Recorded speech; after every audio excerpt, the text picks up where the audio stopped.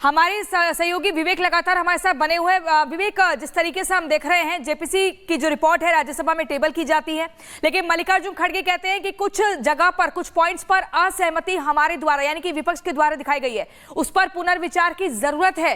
लेकिन ये भी कहा जा रहा है सत्ता पक्ष की तरफ से कि हंगामा नहीं होगा, चर्चा होगी, तभी उस पर आगे सोचा जाएगा, समझा जाएगा, कदम उठाया जाएगा।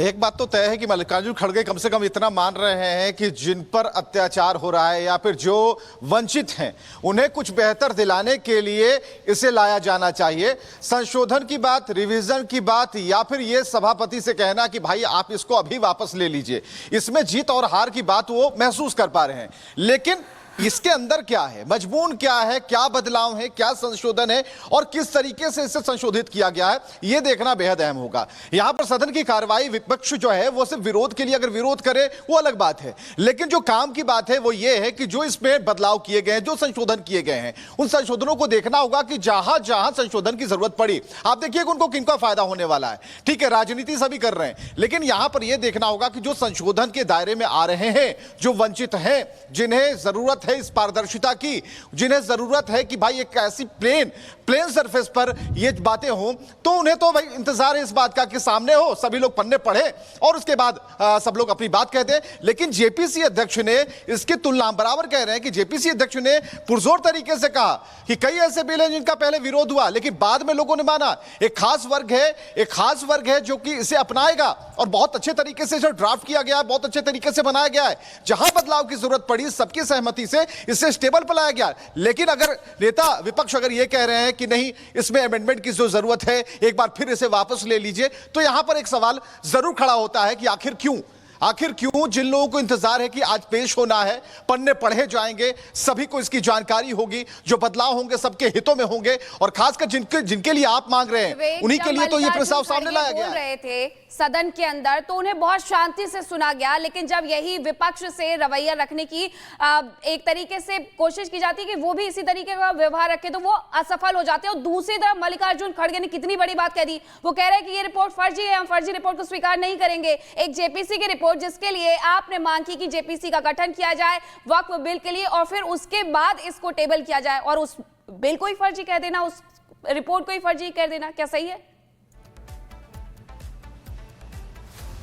बिल्कुल, देखिए सबसे पहली बात कि विरोध के लिए विरोध करना, अगर ठान के अगर आप आए हैं सदन में, अगर बैठे हुए हैं, अगर आपको सिर्फ विरोध ही करना है तो विरोध, आप बराबर कह रहे हैं कि सर इसे वापस ले लीजिए, सभापति जी इसे वापस ले लीजिए, इसमें अभी और सुधार की जरूरत है। क्या है उसका मजमून, क्या है, क्या लिखा गया है, क्या बदलाव है, क्या संशोधन है, इन सभी बातों पर बिना सहमति के, बिना किसी पढ़े लिखे के ये बातें नहीं हो सकती। दूसरी बात है कि जिन संशोधन बिल को लाया गया है वो किसके अधिकार के लिए लाया गया है, जिनकी राजनीति आप करते हैं या फिर उनमें बदलाव की बात हो रही है, वो लोग भी देख रहे हैं, वो भी सदन की कार्रवाई देख रहे हैं, विपक्ष का विरोध देख रहे हैं कि आखिर किस बात को लेकर इसे रोका जा रहा है, क्यों कहा जा रहा है कि इसे वापस ले लिया जाए, क्यों कहा जा रहा है कि इसमें भी बदलाव और होने चाहिए। तो किस बदलाव के इंतजार में है, तो कुछ पॉइंट्स आपकी तरफ से हो जाने चाहिए, आप सुझाव दीजिए, लेकिन इसकी कोई बात नहीं हो रही है। आज का जो दिन है वो हंगामे की भेंट चढ़ जाए, आज का दिन है विपक्ष की बात मान ली जाए, आज का जो दिन है इसमें संशोधन की बात को वापस ले लिया जाए, तो विपक्ष अपनी तरफ से यह परसेप्शन यहां पर साफ तौर पर क्रिएट करता हुआ सदन में दिखाई दे रहा है कि हमने कहा वो हो गया। लेकिन ये एक बात तो है कि जो जनमानस में जो बात विवेक, बिल्कुल एक परसेप्शन क्रिएट करने की कोशिश, विपक्ष की तरफ से एक नैरेटिव क्रिएट करने की कोशिश, लेकिन आपको नियमों से अगर दिक्कत है, आप इसे फर्जी करार दे रहे हैं, तो दिक्कत किस पॉइंटर से है? ध्यान रखते हुए संवैधानिक प्रावधान के तहत प्रजातांत्रिक तरीके से हमें हाउस की प्रोसीडिंग्स को चलाना चाहिए।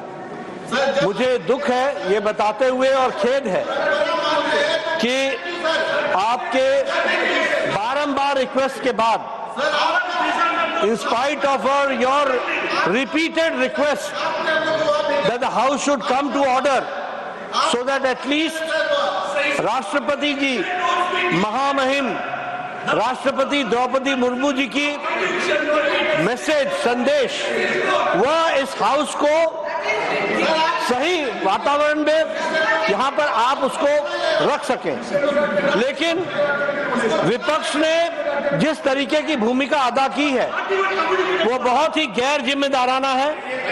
इररिस्पॉन्सिबल है और इसकी जितनी भी निंदा की जाए वो कम है।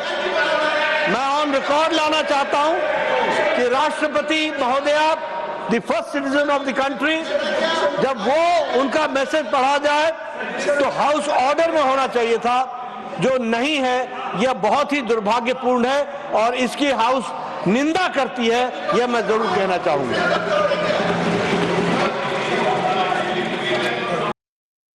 वो पार्ट ऑफ इस हाउस का विभाग नहीं बन सकता, तो इसीलिए मैं आपसे विनती कर रहा हूं कि उनको डायरेक्शन दीजिए। जो भी रिपोर्ट आई है वो अगर वो रिपोर्ट में डिसेंट्स व्यूज नहीं है तो उसको वापस भेजिए, निकाल दीजिए और उसके बाद में फिर एक बार, दो बार और एक बार आप पुनर्विचार करके उस सभी डिसेंट व्यूज को डाल के आप पेश कीजिए। फिर आगे क्या होता हम देख लेंगे। दूसरी बात सर, देखो, दूसरी बात सर, आप मालूम है जब मेंबर्स एजिटेट क्यों होते हैं, ये सिर्फ उनका घर का सवाल नहीं है।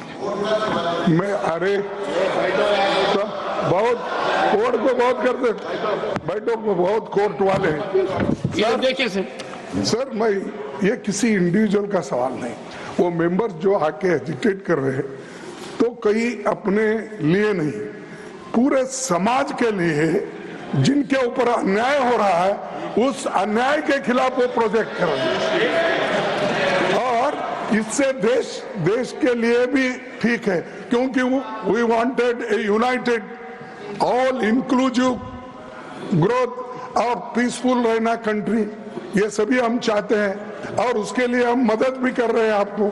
लेकिन आप ये संविधान के विरुद्ध अगर ऐसी चीजें करती है तो ऐसा ही गड़बड़ होता है, फिर इसको लोग प्रोटेस्ट करेंगे। तो मैं नड्डा साहब से विनती करता हूं, क्योंकि नड्डा साहब जरा कम से कम पीसफुली सुनते हैं पहले के मेंबर्स लीडर के जब मुकाबले में। मैं एक दूसरे की मुकाबला नहीं कर रहा हूँ। कहते हैं not a member of this house, is not a member of that. Okay, ठीक है, मैं कभी कभी याद दिलाना पड़ता है। जैसा इतिहास का आप जिक्र करते हैं, राम का, विक्रमादित्य का, ये जैसा जिक्र करते हैं, वैसा मैं उनको ये बोल रहा हूँ कि आप प्रेसिडेंट भी हो, आपका इन्फ्लुएंस इसमें जरूरी है।